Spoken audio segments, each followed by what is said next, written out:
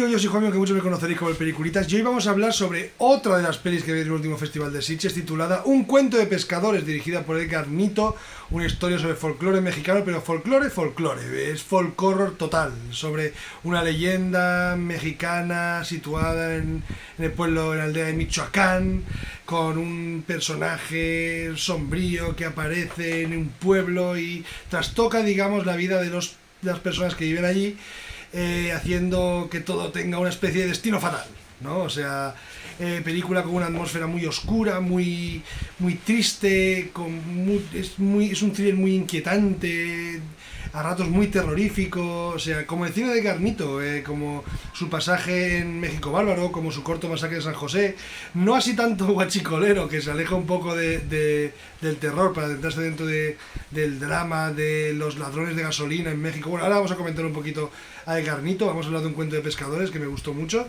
Bueno, vamos para allá. A Edgar Nito lo conocimos aquí en España como a Isaac Ezban, protagonista el director de Párvulos, protagonista del vídeo de hace unos días, por México Bárbaro, película sobre folclore mexicano también, que adaptaba leyendas mexicanas e historias de terror mexicanas a la actualidad, y les daban un toque, ¿no? Les daban una vuelta, y era una película muy interesante, una antología de terror mexicano que molaba mucho. Pues ahí conocimos a Edgar Nito, yo por lo menos, o sea, lo conocí ahí. Luego también dirigió el cortometraje Masacre en San José, pero en México Bárbaro dirigió Jaral de Berrios, o sea, que era un cortometraje bastante inquietante, muy cercano al espíritu de Un cuento de pescadores, sobre una leyenda, unos asaltadores que tienen que pasar la noche en una hacienda llamada Jaral de Berrios, donde pasan unas cosas extrañas, donde los llevan a la locura, con apariciones y con historias muy raras. O sea, era un corto que me gustó mucho dentro de la propia México Bárbaro, que es una película que me gusta bastante. Su Jaral de Berrios me parece uno de los mejores cortometrajes de toda la película. Luego dirigió Masacre en San José, que no he visto, me apetece mucho ver.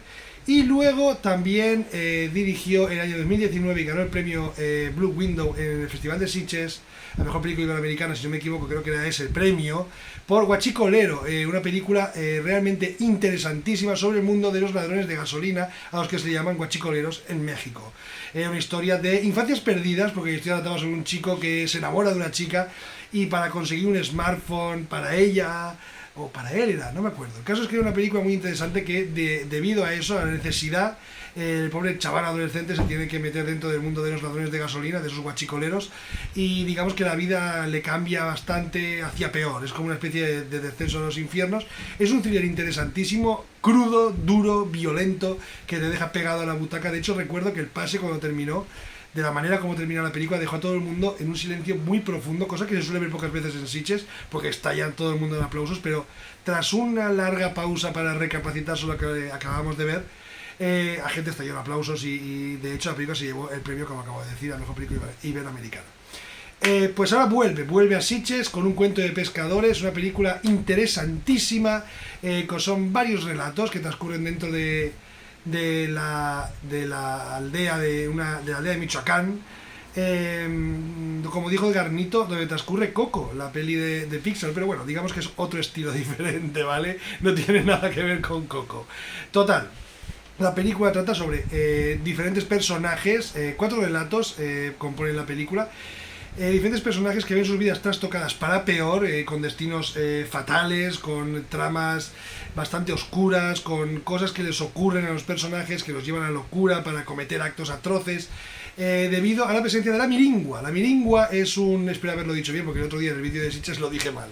La miringua es una leyenda mexicana.